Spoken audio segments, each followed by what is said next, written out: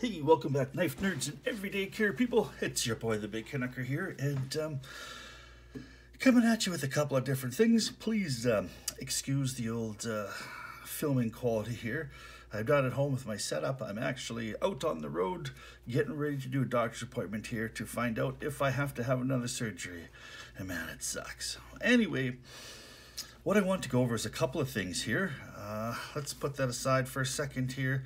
This is the new one that is going to be joining the Everyday Care rotation. It's the Leatherman Crunch. And man, oh man, what a handy dandy little tool this is. I actually picked this up and it is pre-owned, but it was basically brand new in the box. And I got it for quite a bit less than the suggested retail price. You know, out there I think it's about 150 bucks, and I paid quite a bit less. I haven't had a whole lot of chance to really kind of goof around with it yet, but I did use it last night to at the hotel here I'm staying. Sometimes they put those water regulators in where you have to run around, and you got to run around in a circle just to get wet. Like, I mean, it's horrible, and there's nothing wrong with trying to look after the environment and having a water regulator in there. But what I found out at some of these hotels is they put the the water regulator in there, and then they take some the white Teflon tape and they kind of stuff it down in there to block even more water coming out. And that's where I dislike it. So I actually tried the shower here. I'm not going to say which hotel it was because I don't want to get anybody too much in trouble, but it was horrible. Like, you hardly had anything come out. So I kind of used the Leatherman Crunch to pop off the shower head, looked inside there, and yes, there was some white Teflon tape in there. Pulled the Teflon tape out, plugged it back in, tried the shower, and it's not like home, but it is quite a bit better. Like, it's, I mean, like I said, you don't need to run around in a circle just to get wet. And just, you know, this is, I think where this is going to be really, really handy is, although it is quite small, and I'm going to do a quick comparison here. Do I have, oh, well, this is in my pocket here. This is a Mannix 2, just a regular Mannix 2 with the Flytanium scales that I got from a fantastic fellow out of Saskatoon by the name of Jared. I call him Justin all the time. I just about called him Justin again just to mess with him, but I better not. Anyways, he's a hell of a nice guy, and he sold me this Mannix 2, and I love it. And I love it. Anyways, you can see how small this is when you put it all together, and you close it all up. It is really, really small.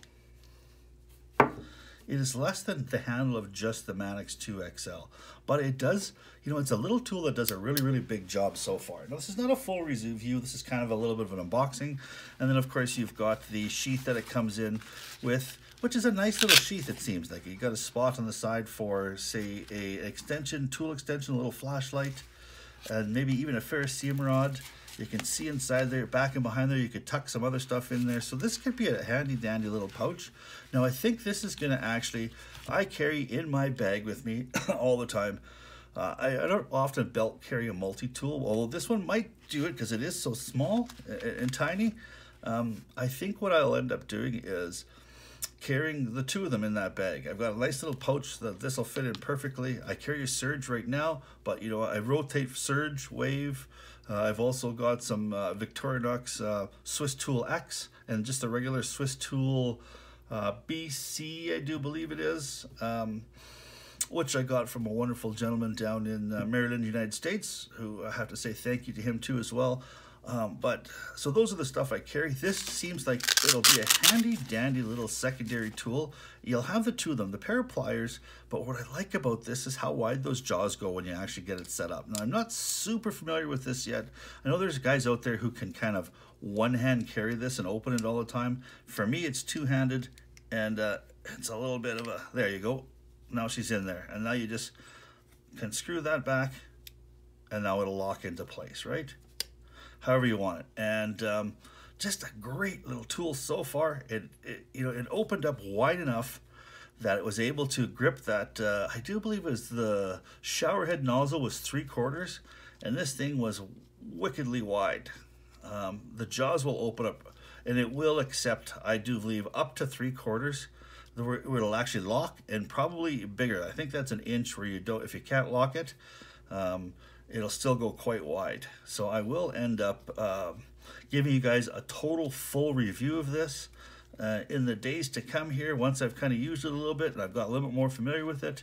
So you've got not only the locking clamp, it actually comes with some tools here, a serrated flat blade, and they're not monster tools. You've got a looks like a Phillips #2, and then you've got some flat, a chisel, and a file too as well. So you've got a file with the wood and metal, and it looks like a little saw on the bottom, and then it comes with 2 little flat heads too as well, so you can see there. So those are, and they're all locked into place too. There's a locking position there. So that is just to give you an idea of what that is and what's coming up in the future of the channel.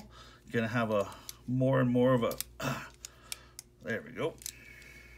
There, that locks into position like that. Pops in there. Bob's your uncle. So that's coming up here, the Leatherman Crunch. And the other thing here I have real quick here is, now, being an everyday carry person, excuse me, I needed to have a little sip of agua. But being an everyday carry person, having stuff that you carry for emergency situations is something that I think is, we all like to do. I mean, I don't know about you guys, but being an everyday carry guy and carrying my bag all the time, I like to be the guy who has the solutions for lots of problems. And here is a solution that I actually had a problem with. My wedding ring, normally I take my wedding ring off every night, and sometimes the odd time I forget, and most times it's okay, but the once in a while, if I leave my ring on overnight, my hands swell in the middle of the night and it starts to bother me, and there's no way I can get my ring off the next day. And if I let it go throughout the rest of the day, it just seems like once it starts to swell, it gets stupid. And by noon, my finger is swelled so bad, it's start to become painful, and I don't know why, but that just seems to happen. So there's a couple of solutions. Now, this is my wedding ring here, which I truly love, and I truly love my wife. It's got to the inside, it's got the duo fio unus, which is the 2 becomes 1 in Latin. But rather than go down to the emergency room, and I tried the soap right away off the bat, first thing in the morning, but it had gone too far. And you can hold your hand up in the air for an hour or so till all the blood drains out of it, and then it becomes possible to get it out. But rather than do that, I ended up going into my carrying bag, and my overnight bag, and I carry some dental floss with me. And I'm not going to do the whole thing because I don't want to put the ring back on, because my finger is a little bit tender here right now. And I actually did shoot the video of me taking this off, but it stopped about 30 seconds into the video, and I'm not sure why. So I had the ring off, I was doing my wrap up, and all of a sudden I look and I had not recorded anything. But I'm just going to give you an idea on how to do this without completely doing this, okay? So let's just pretend that the ring is on all the way. So now, what you want to do is, and I won't waste a whole lot of it here, but I'm just going to give you an idea, okay? Now, normally, what I like to do, and at home, we've got like a dental tape that's actually kind of a bit wider, and that's going to work better than the dental floss, but the dental floss will work because this one did work for me. So now what you want to do is you want to use a tool or somehow to be able to get the dental floss underneath the ring here, okay? So what I ended up doing is I used one of the flat-headed, on the crunch here, I used one of the little tiny flathead screwdriver, and I kind of just bunched it underneath there, and I stuck it through there, and I pushed it through, and it went through. But this is just to give you an idea here how this process works. Okay, so once you've got it through, let's just pretend that it's stuck on my finger and that you've got some here. So what you'll want to do is you'll want to take this side and you'll want to wrap it really, really tight, because right here you'll see that this is kind of which is bulged up here, right? And you'll want to wrap that really, really tight here. Just keep on wrapping extremely tight. Wrap it down, and you'll want to basically wrap from your knuckle here to probably close to your knuckle. So, and with my hands, I ended up using probably about 4 feet of dental floss. I used quite a bit. I just kept on wrapping it until this became really, really tight and bunched together. And then once you've got that completely wrapped, you'll want to take this other side and you'll want to slowly unwind it. And as you're unwinding it, I'm sorry, this kind of came loose a little bit here. As you're unwinding it, oh goodness, it'll start to move the ring forward. You can see how it's starting to pull the ring forward. And just keep on unwinding it that way, and then it will get it over top of that hump there, because that's all flat with dental floss, and then you'll get you past into the knuckle, and then you can pull it off, and then the ring comes completely off. So you just want to, like I said, wrap the fat side. Once it's all wrapped, just kind of tuck it in there that way so it's not hanging out like that one is. Then take your little tail here and start unwinding it this way, and it'll force that ring slowly through. It'll force that ring slowly off, and then boom, you're past that fat part, and then it comes right off. And that's what I ended up doing with my hand. So I apologize that I lost the footage with that, and I'm just hoping that it saves somebody a trip to the emergency room, or save somebody a trip to the jeweler's where they have to have their ring sawed off. I gotta say, man, like, you can see how fat this finger is right now, and this ring, how small this ring is right now, and it came off. All right, so that's my wife texting me here this morning. So thanks so much for stopping by. Hope you learned something. Hope you had some fun here real quick. Please stay safe. We're not out of the woods yet.